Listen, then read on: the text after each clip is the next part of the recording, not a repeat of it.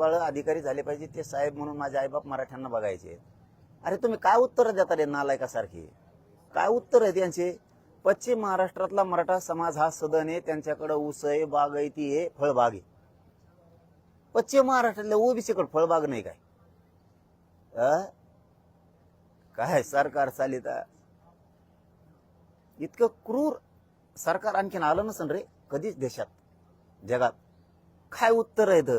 पश्चिम महाराष्ट्रातल्या मराठ्यांना आरक्षणाची आवश्यकता नाहीये, कारण ते सदन आहेत, त्यांच्याकडे ऊस येतं, फळबागा येतात, द्राक्षे येतं. ओबीसीकडे नाहीत काय? मग तिथं असणाऱ्या बागायती असणाऱ्या ओबीसीला आरक्षण नाही काय? ह्यो रूल आहे काय आरक्षणाचा?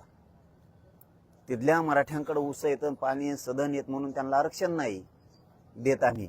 मग तिथला ओबीसी काय डोंगरात राहतो का? त्यांच्याकडे फळबागा ऊस नाहीत काय? त्यांच्या पोरा नोकऱ्यातून आरक्षणातून नोकऱ्यात नाही काय गेली म्हणून मराठ्यांची जाऊ नये? विदर्भ मराठवाडा आम्हाला पाणी नाही, आरक्षण बी नाही. काय चूक केली राव आम्ही?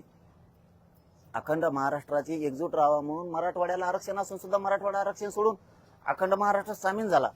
अरे नागपूरला तरी पश्चिम महाराष्ट्रात यांनी नागपूर करार केला.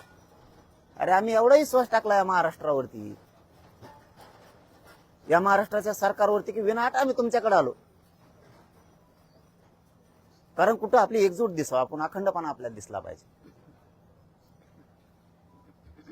तरी तुम्ही आम्हाला आरक्षण असून सुद्धा देत नाहीत. तुम्हाला लढाई खेटायचंच ना, त्याला विलाजच नाही. खेटू आपण 30 तारखेपासून खेटू. किती खेटायचं तुम्हाला? यांना लावायचं पलीकडे काय नाही आलं बघा. यांच्या क्षमता नाही गोरगरिबांचे प्रश्न सोडवायचे.